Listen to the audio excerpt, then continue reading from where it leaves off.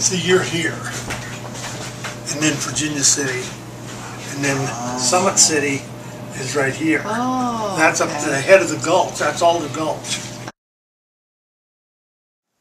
9 booming gold mines sprawled along this remote alder gulch in 1863. Nevada City and Virginia City were the largest. In December 1863, Nevada's Main Street was the scene of the miners' court trial and hanging of George Ives. This event was the catalyst for the forming of the vigilantes. They said 5,000 miners lined the street in 30 below weather to watch this trial. That was a 3-day event. At the end of the trial, 24 jurors exited the box to go make their decision in a nearby building. When they returned, Dr. Byam, who had been the judge for that, polled the jury, and he said, "How many of you believe that Ives is guilty of these crimes as charged?" 23 jurors spoke up and said guilty. One man said, "I abstain." Doc polled him, and he said, "Why do you abstain? Do you believe Ives is innocent?" He said, "You could save this man's life." He said, "No, sir. I believe he's guilty as hell, but because of all the threats his friends have made against the witnesses and the jury, if I travel between here and Bannock, they'll kill me." And he said, "I value my life, so I'm abstaining." The doc says, "Good enough," slams down the gavel, says, "Guilty is charged, to be taken immediately and hanged by the neck until he be dead." A cabin very much like this 2-story one. Matter of fact, it matches exactly the construction. It was being built, the roof was not on. They dropped the rafter beam in, put a dry good box up underneath. Ives got up on the box with his light logging chain. He says, "I'm innocent of this crime. Alec Carter killed the Dutchman, and I want to talk to that damn Long John Franks, the one who had testified against him." And he said, "And furthermore, Colonel Sanders, I need more time to write a letter home to my mother, Racine, Wisconsin, so that she might know what come of me." Well, ex-Beadler had climbed up on this little cabin roof right here, yells out at the crowd, "Ask him how much time he give the Dutchman." And some of the boys grabbed the box and yanked it out from underneath Ives' feet. And those that were there that day said that you could hear his neck snap like a twig.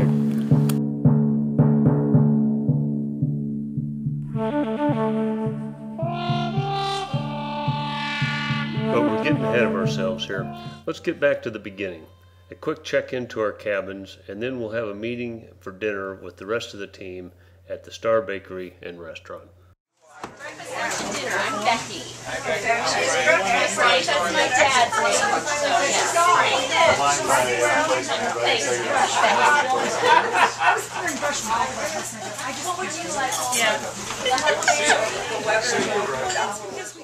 There was a certain amount of milling around prior to the start of the work, but not much. We got after it pretty quick.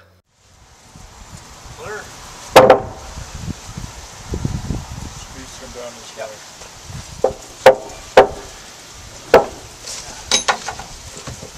There we go.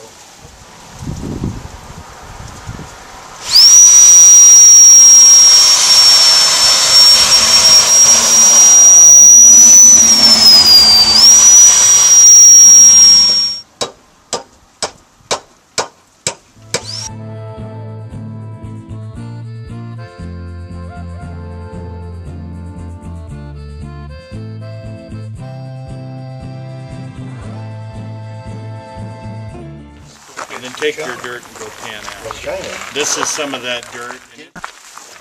That's gold. Oh. You see this speck right here? That's a garnet. Here you go. Well, I won't bring that home for Frank to polish. Here's another one. How many you want? I want a big one. I think we're going to conclude this by going out the fire gate and walking over to the train barn. I know some of you wanted to see number 12 again.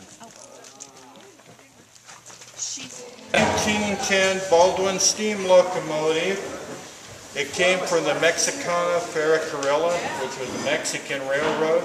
So it actually operated. It was originally a wood burner, converted to waste oil in the 1920s. But this one ran during the time of Pancho Villa. This train, a lot of the ones that sit in there, except that they derailed. Blackjack Pershing is alleged to have used one of the trains. That's going to be an artifact very shortly. Didn't have to say? Yeah, we did. Okay, good. I saw you heading down. Twice. Yeah, sure. Let's do that. Refresh your game.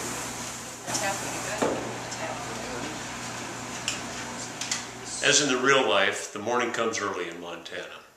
Oh, by the way, did I tell you that they provided us our own alarm clock? Charlie Bovee had a great influence. Growing up in Minnesota, he was familiar with Henry Ford's Greenfield Village nearby. And he watched, well, basically to tell you how open-air museums and living history got its start. Back in 1892, there was a man in Skansen in Sweden, Arthur Hazelius, who saw a lot of the Scandinavian heritage going by the wayside. He decided that he would create a structure of buildings representative of some of the eras that were vanishing. But when he got them in place, he found out when he walked out in the streets that it looked really neat, but something was missing. So he brought in artifacts and furnished the buildings. Walked out again, and he still felt that something was missing. He introduced some of the historic foods and folk dance, and then he introduced some of the first heritage interpreters. Now that's when he came over to the U.S. in 1904 to St. Louis, Missouri.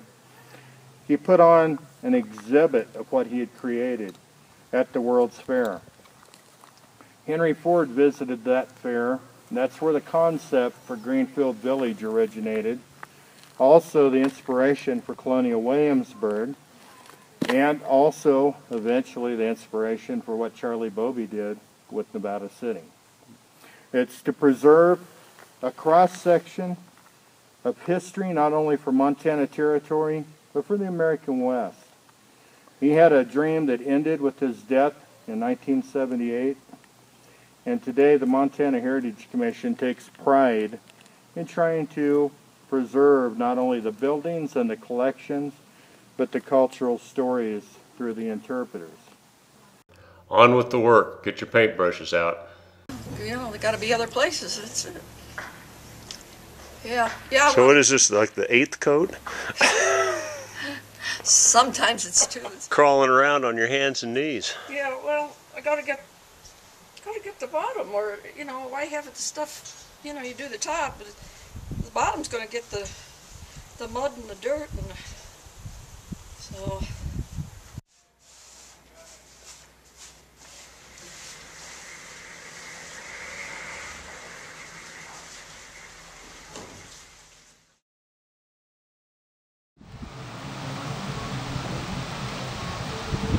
Oh, bugs on the door. Oh, get off of my door.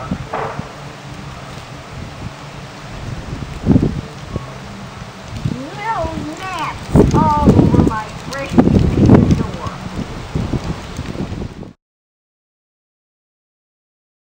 I've not regretted one moment. I'm glad we did it early. When I came here, I'm like, this is the color of my house. You know, the paint on my... There's one that's done. That's our finished wagon up there. I saw that. I keep calling it a wagon. I keep telling me it's not a wagon. Wheelbarrow. Cart. It's a cart. Cart. There These you are go. not historically accurate because the sides have phone numbers on them with area codes.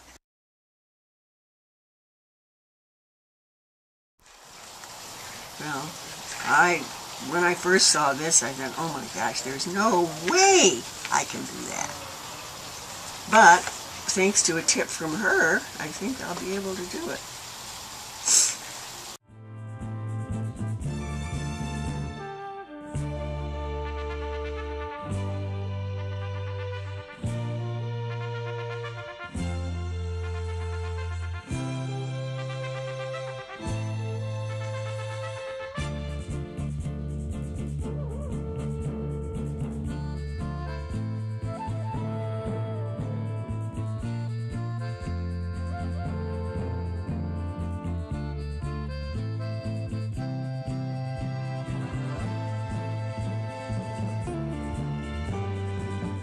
Well, folks, this brings us to the end of another Elfun Road Scholars adventure. I tried to capture as many pictures of those involved as I could, and I know I missed some, though, and I apologize. At the end of this DVD are several shorts of events that I did not include in the main body. They include rag rug making, John Hamilton's recipe for aging wood with vinegar and steel wool, and did I mention the pie making at the bakery? You can access these from the main menu. I'll come back now.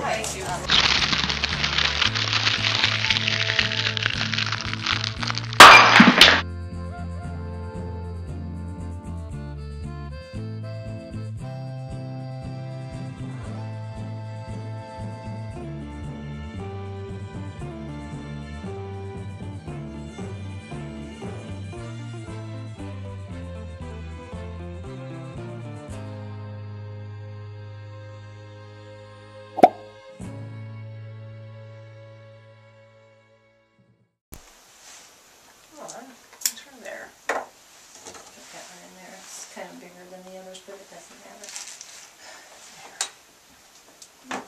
And come up from the bottom up. See? I never thought You're that would work. pros. Oh my God, yes. Tomorrow I will have no idea how to do this. You could sit on it as you sew it. Look at her. Yes, you can sit on that one and wiggle. Don't forget the wiggle. Don't forget to wiggle. I'm going to show you the stitch first. Each one of these has a loop. Yeah. Yes, it's like this. You just dig that. This is a green puzzle over Okay. our You put your thumb in that loop. like that. Now, we're going to put your thumb in, and we're going to snug it up. Now, this goes around and lays on your arm. Okay, like that. Lays over.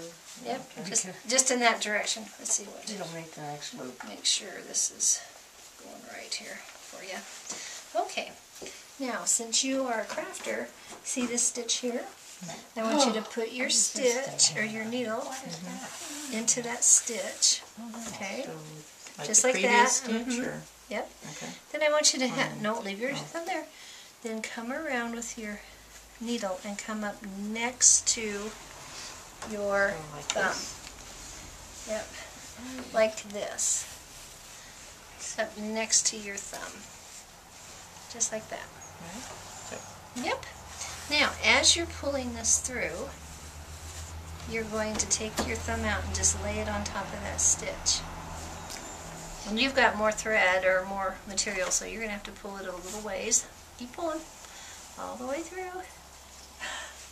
Now, as you're pulling, take this thumb out and lay it on top. Okay, now pull. Okay. My outside seems. Whoops. That's kind of around you. Here. That's okay. Put Well, your, I like that's my all right. bowl. Put your thumb right I there. like your bowl too. I like Okay, the bowl. whoops, we did it again. hat. It's supposed to go Look around at your the thumb. cute little Okay. hat. Okay. And you pull it through. Anybody do it? Nope, No, don't. no, you didn't do it all over again. Leave your new. There you go, and that's the stitch. Okay. Then you put your thread around like this Stretch. You again. gotta sit on it. Go into the And next you stretch it stitch. out like that. Come up next to your thumb. Okay, Twist I it, think right? that that Yeah. coming up next to my Yeah. thumb is getting harder and harder Is to it? do. I don't know, I just. Oh, I'm bowling. I'm bowling. Coming from the top. Okay. Like that. Yep, and as you're pulling it through, you're going to take your thumb out and lay it on top and pull it through. And there's the stitch. That's it. That's it. This is new wood also. Oh, Brand new wood. yeah. And how It quickly darkens does it it quite a bit, huh? Yeah. It just. How quickly does it gray it like that? Oh, it takes 15 minutes maybe. Oh, I mean, like, so vinegar? Almost And then you immediate. just rub it with steel wool? No. Take a gallon of vinegar Yeah. and one bale of steel wool Yeah. and put it in that gallon of vinegar. Let it soak for 24 hours. Oh, Then take and screen it yeah. so you get the steel wool pieces out because it kind of dissolves the steel wool. The steel wool's actually staining it, Yeah, and yeah. and the vinegar's then- dissolving it. And then mix it Okay. 50-50 with water. Okay. And then just paint it on this Paint it and on. it turns the gray. Yeah. Yeah. Actually, oh yes, you're looking for decals. Regular is fine. Okay. Yeah.